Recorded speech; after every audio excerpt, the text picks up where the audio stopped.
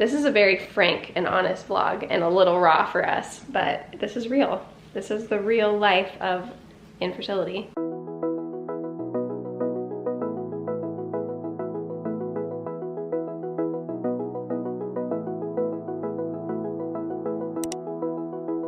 Does this place give you the willies?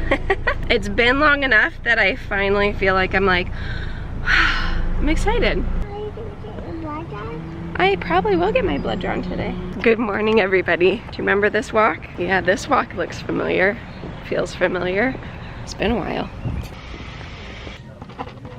Guys, look at the floor. It doesn't even look like the same waiting room. Same furniture, same decor, and like such a brand new space. You guys can do this in your house.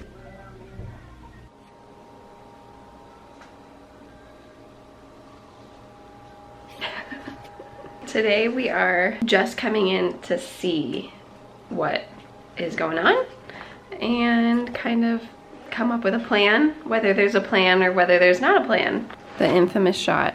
Kick my feet up, draped up, and look up at the machine. How many times have we seen that on the vlog? A lot. Or this. Haven't done this in quite some time. It's been a while. Crazy. I just posted 2 photos of being in the office on my Instagram stories. So if you are following here, you guys already knew, like, last week. Exciting. Nerve-wracking. And unsure, because we're not sure exactly where we're moving forward to. So.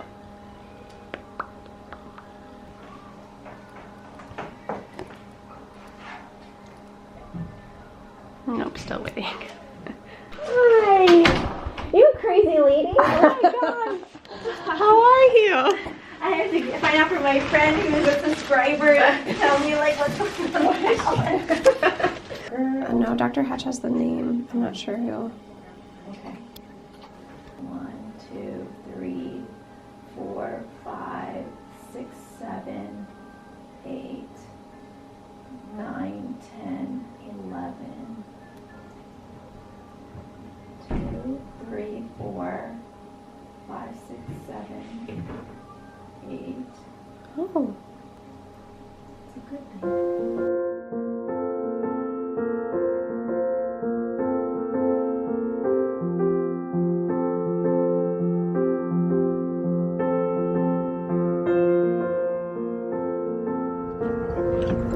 We can finally go bye-bye.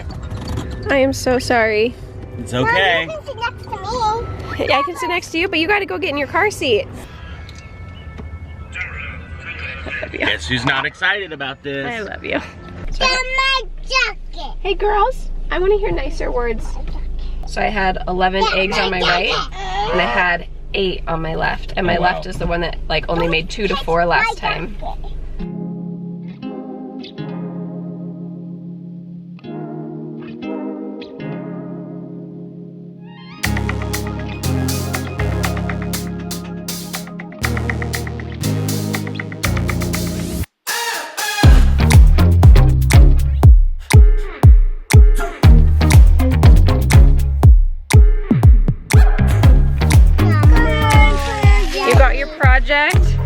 Mimi gave you some candy hearts, and I said, it's not candy hearts, it's an arts and crafts project. Let me do projects right now. Not right now, we're gonna go to bed right now, because we stayed way late at Mimi and Papa's house, way past bedtime. Yes, you can walk with your feetsies. Do you guys see that? It is very late. Why have we not talked to you guys in so many hours? I walked to the car after my appointment, and Philip's response was, I'm not excited about this. And so I am telling you, women out there that are going through infertility, you are not alone when maybe you and your husband aren't on the same page or same team. But the difference is, I am trying to step over the cracks. The difference is, how are you going to communicate? How are you going to get through it? How are you going to move forward from that? And so we spent most of the day just being as a family and us talking, and how Philip says, I am never going to be excited. I am never going to want to do this. I just want the results of it. So it's difficult because I want to feel supported and encouraged, and like I want someone to be excited to do it with me. Now, I know there must be some husbands out there that are actually excited because they are so hopeful in the chance of conceiving. Oh, don't stand on that rug. It's all wet from all the rain. We've had so much rain. Okay, let's go get in your bed. Can you smell that? Oh, yeah. Oh, that's the bone broth. Oh, it smells so good in here. Oh, crock pot mama. I was eating pretend gum. Pretend gum. Pretend is always fun. You want to get in bed by yourself or do you want help? Hey. No. Look, eyes. If you want some, we ask. There we go. That's exactly how we act. Callie's finishing up first. But she's gonna eat it all gone. She's not gonna eat it all gone. Yeah. Here go. Thank you. Oh, that was nice. Twirl. Okay.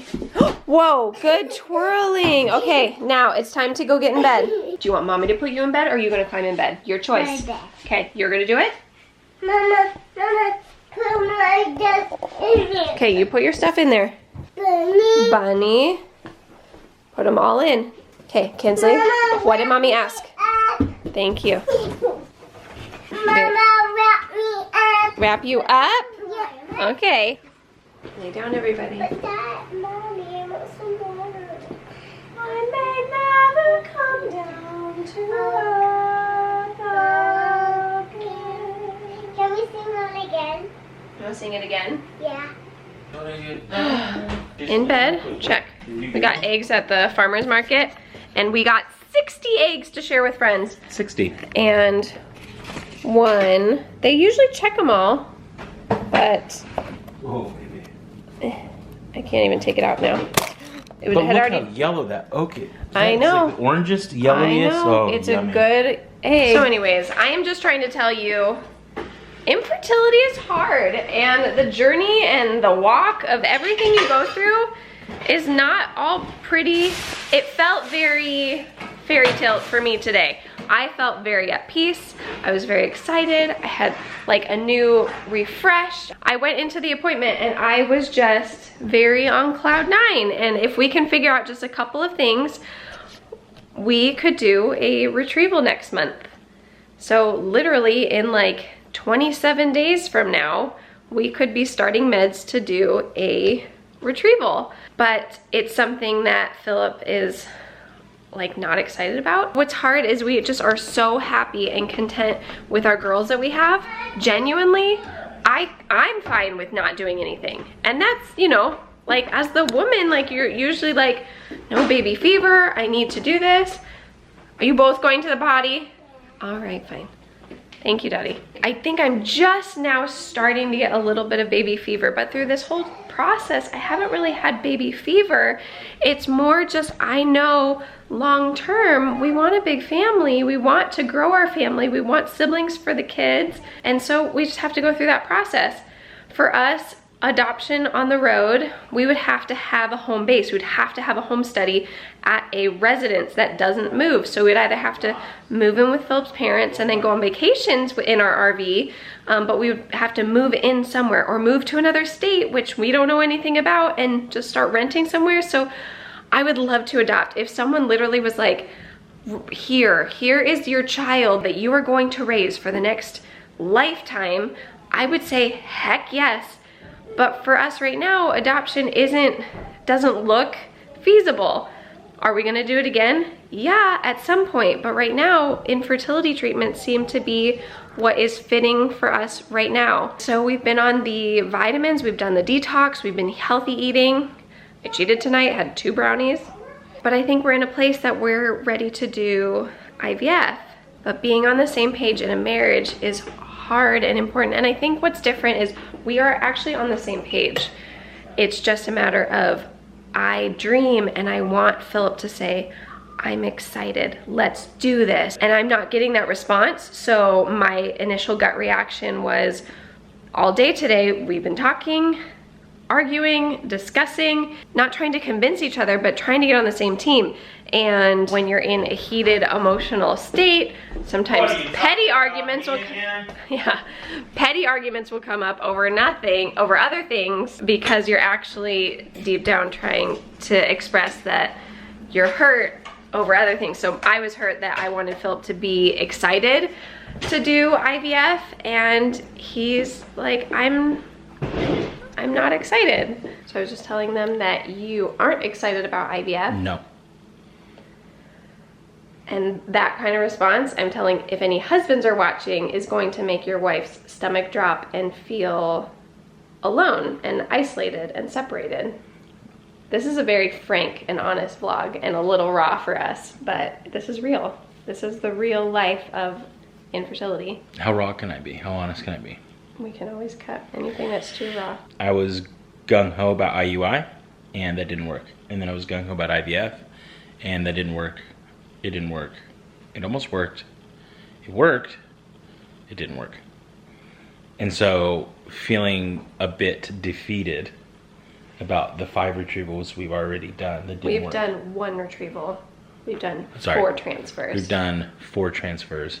Like, I feel like I'm being the logical one in this, and she's not being the logical one in this, which is a flip-flop of roles. Yeah, so she got in the car today and she says, I said, oh my gosh, tell me about it. And she started talking, and immediately I was like, she goes, are you so excited? I was like, no, like, not at all. No, we might even have it on the vlog. Guess who's not excited about this? I love you. Honestly, like, I'm not.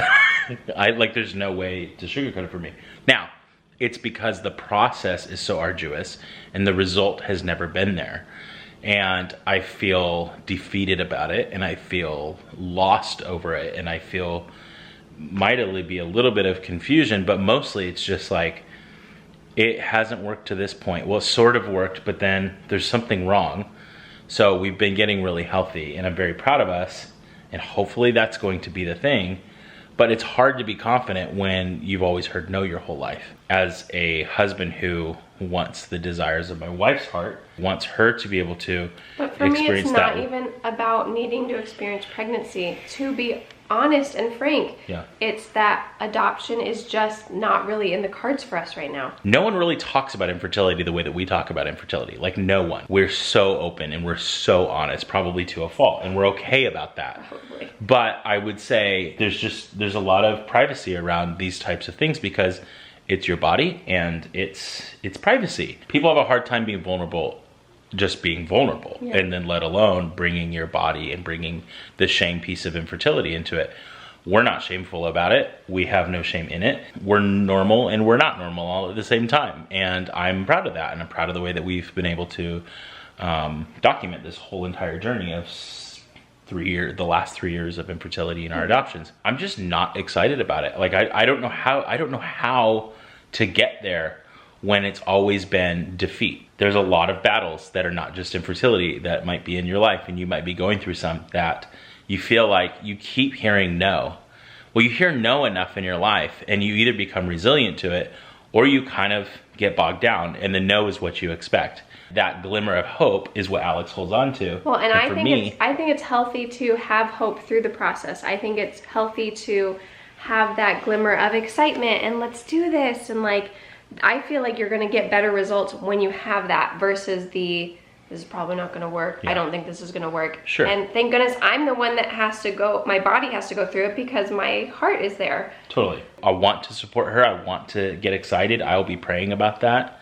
You guys can be praying for me in that my heart would shift and my heart would change towards somehow getting excited, but it's just... Or that my heart would shift that we're not gonna do it.